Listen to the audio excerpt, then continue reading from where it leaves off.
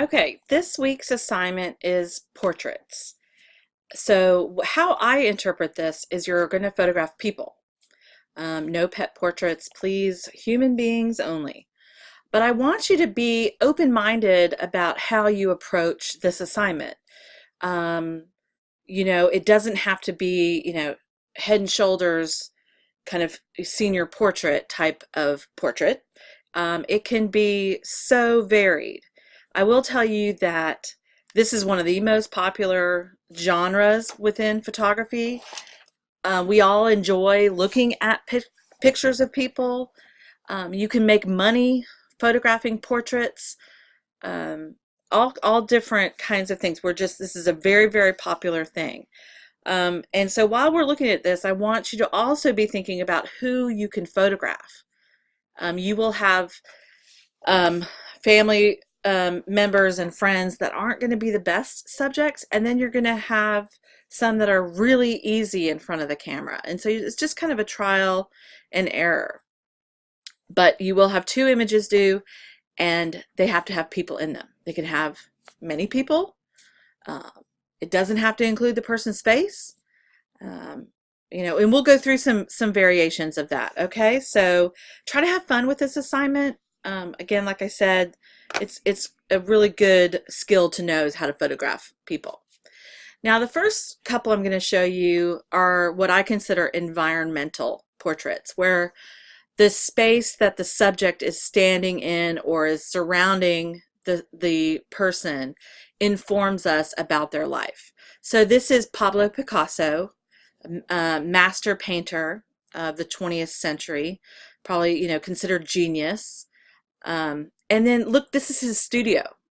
I mean, look at the walls. Look how ornate and how grand and spectacular this man's studio is. Like normally it's, barely got a couple windows and stuff's all over the place. This is quite a place. But, he was very wealthy during his lifetime, very successful.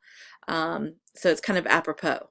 But look at how being surrounded by all the paintings, by showing us them leaning up. You can even see some sculptures that he does, variety of ceramic plates behind him, as well as canvases and all kinds of stuff. And then in the foreground, you even see his mail, stacked up there. So it's a real livable, used space. They could have very easily have photographed, just his head and shoulders with it smoking a cigar, his hands folded. But no, this person really thought to tell more of the story is to show more of the space. This is W. Eugene Smith, who is a photographer, documentary type of photographer, also photographed by Arnold Newman. And this is his studio. Now, this makes me a little claustrophobic, but we all live in different types of spaces, and this one surely, again, it kind of shows us how he works. He's a stacker. We know that about him. But again, it could have just easily have been his face. These men are very well known within the art community. So it's like their portraits have already been taken. So tell us more. And I love this idea of photographing artists in their workspace. Okay, so think about how you might interpret this style with the people you know. People at their jobs, people in their bedrooms. Especially, there's a lot of apartments around here where there's 4 different people to one apartment, right? And how they keep their bedroom, it can be very telling. Also, people with their cars or people with their garages. I mean, there's so many different ways to really incorporate that. And this too. I mean, this is in a movie screening room. I assume it's, his personal, Martin Scorsese's personal screening room where he watches all of his films. And he's on the phone. He's a wheeler and a dealer, but it's also showing his livelihood and his art as well. I just really love this image. I want you to notice also throughout this slideshow, and this is kind of a weird thing to say, but when your subject is not smiling, it actually evokes more emotion. Because think back to when you're taking snapshots, it's like, smile, say cheese. That's a disingenuous smile. I mean, we want to look pretty, we want to, look like we're happy. Um, but there's something kind of fake about that in the art world. So unless somebody is full on laughing, you are trying to make art portraits here. So we have to remember that. This is, what's his name? Bridges, Jeff Bridges. He is an actor. You've probably seen a lot of movies he's in. This was from the Fabulous Baker Brothers. And you guys have probably heard that there's a lot of downtime around filmmaking. And Jeff has been interested in photography, so he uses that downtime and he takes photographs of making a movie. He's using a twin lens camera that creates a panoramic effect. Here he is. It's a wide lux. Actually, it just moves the camera, the shutter moves, as you can see up here. This is from The Fisher King. Great movie. If you haven't seen it, with the late, great Robin Williams and Jeff Bridges. Wonderful movie. And there is a scene in a mental hospital, and this is like they're waiting around, or he's acting up. I can't really remember. But so, this is a great, why I bring up Jeff Bridges. He's maybe not the most famous photographer, but he's making the photographs that fit his life and how he spends his time. In one way to become a successful working photographer is to do exactly that. So if you have a hobby, if you're, whatever you're into, take your camera when you do this hobby. If you get together with other people, photograph it. And I promise you, once you start carrying your camera around with you, pretty much anywhere you go, people will forget that you're there taking pictures. They'll just continue on. They'll be like, oh, that's just Jennifer. She's always taking pictures of everything. And they don't act weird. Because some people, when you bring the camera to your face and they see you're taking a picture, they may kind of freak out a little bit and try to duck out of the picture or whatever. And if you're going for a natural pose, they're not going to be natural if they've never seen you with a camera before. So if you start bringing it out early in this class, then they'll get, more relaxed. This is from the same movie, Robin Williams, and they're getting the lighting. They haven't started filming yet. So you can see Robin Williams staring right back at Jeff Bridges for this photograph. It's great. Now, one thing that you may be trying to get into is commercial photography. And the environmental portrait is great for advertising what people do for a job, or even like a senior portrait or something like that.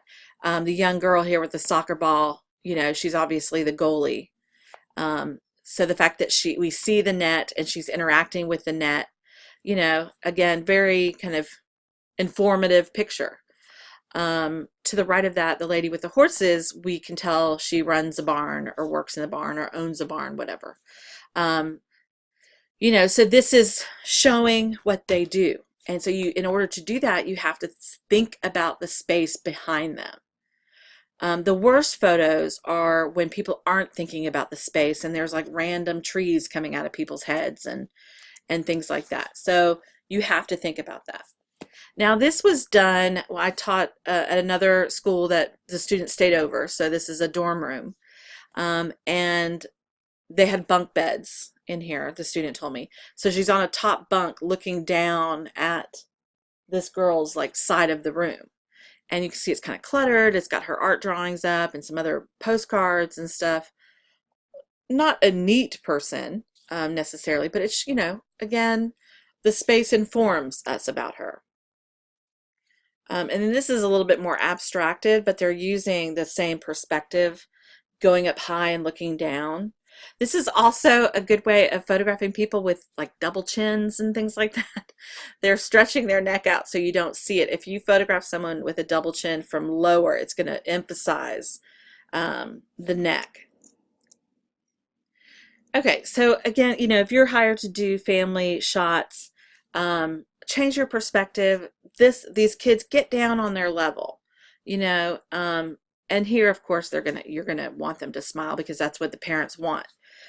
This is not considered an art portrait. This is more of a commercial portrait, meaning you're going to sell it to somebody. It even kind of looks like an ad that might be in an empty frame for sale or something like that. So it has more commercial applications. Okay. Also, people forget about just like the lines of the human body.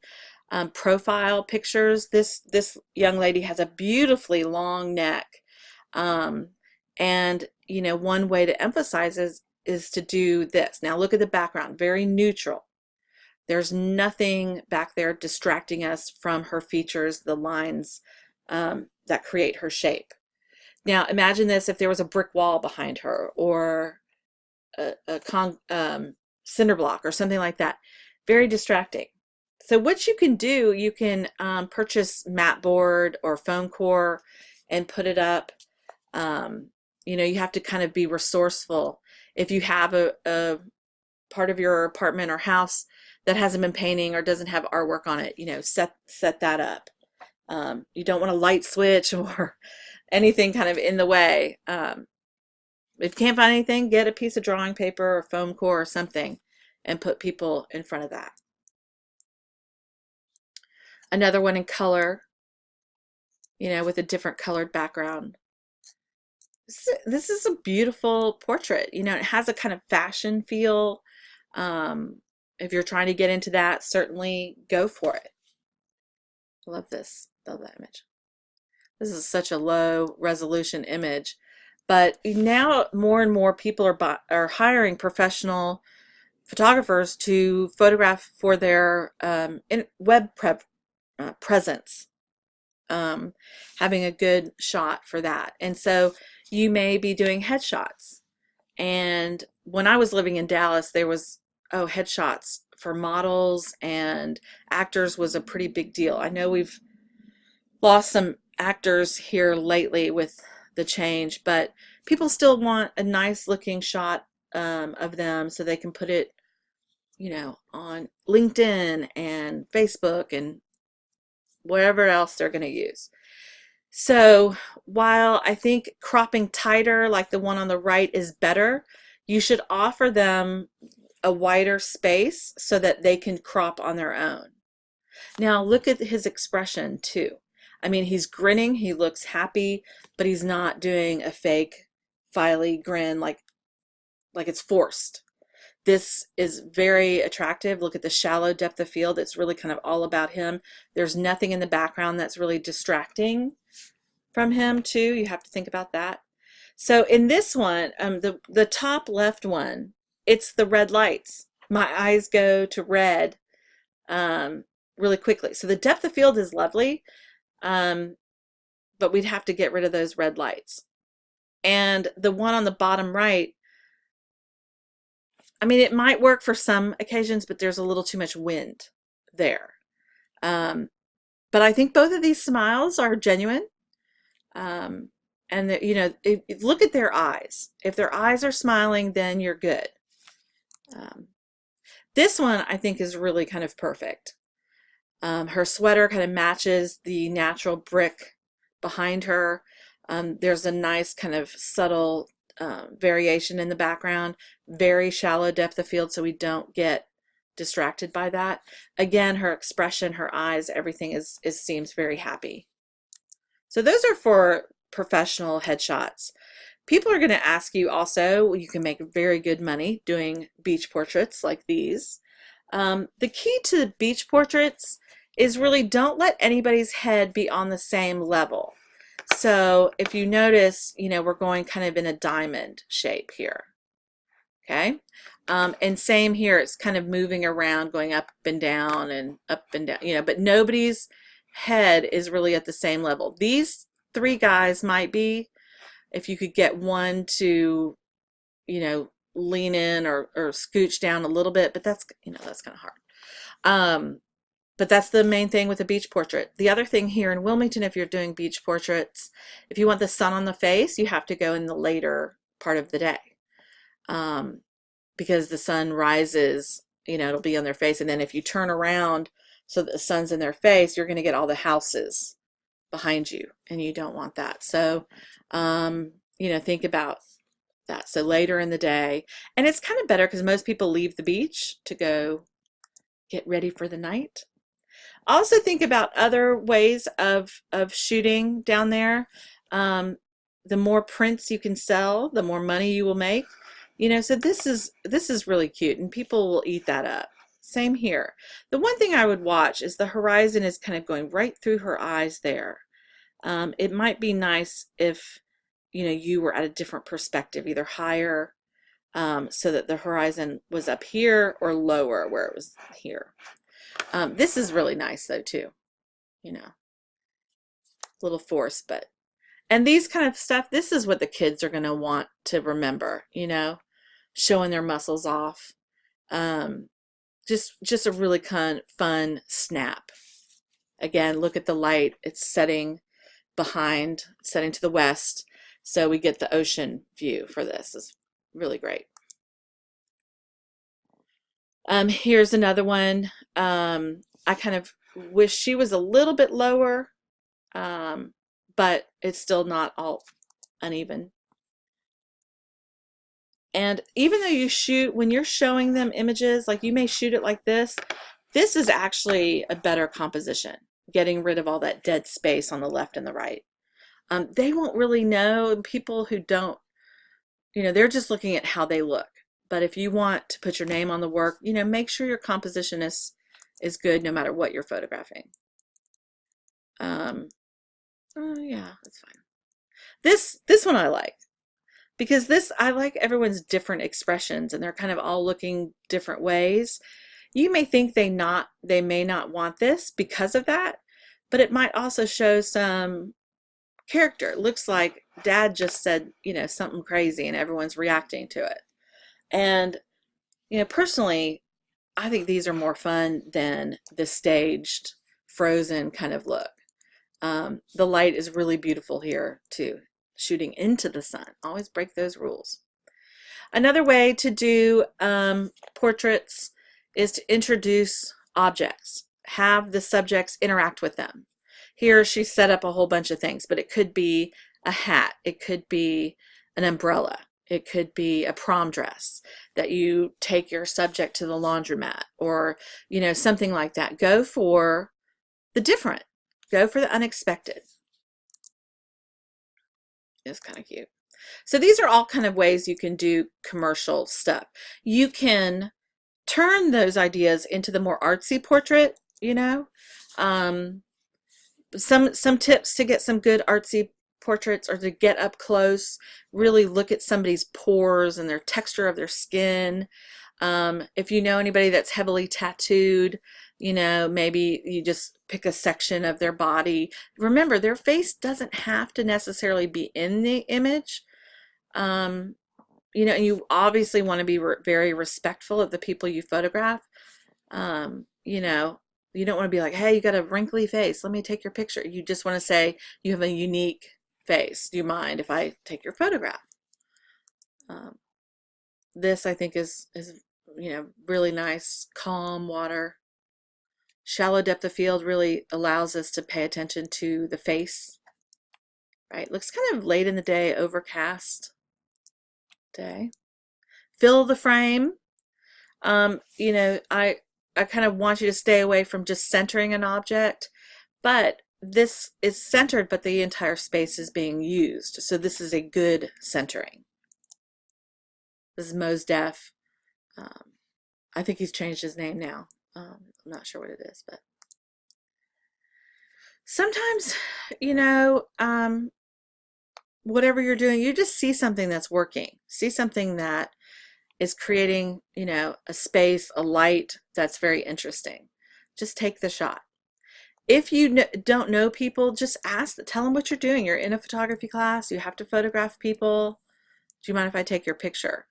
You're going to get some no's, but you're also going to get some yeses. Okay.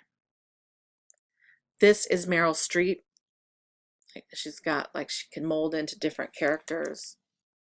use masks onto them. This is kind of a casual snap. You know, he knows he's being photographed, but he's still doing what he does. He hits golf balls off of his property into the valley. Jack Nicholson. This is a bunch of rodeo people. See how we're not seeing any of their faces, but we can identify them by what they're sitting on, their clothing, and their hats. So what subculture are you involved in? How can you kind of show us what you do? You can use Photoshop as much or as little as you want. You know, as we're going on, I'm going to be showing you more, but there are some good adjustments that we're going to be playing with this week. So if you haven't already looked at those videos, check them out. And you can obviously create narrative photos as well that tell a story. Now this one has been computer manipulated. You don't have to use a computer. You can do a narrative even without, but this is a really kind of cool effect. Very cool. All right, so have fun photographing portraits.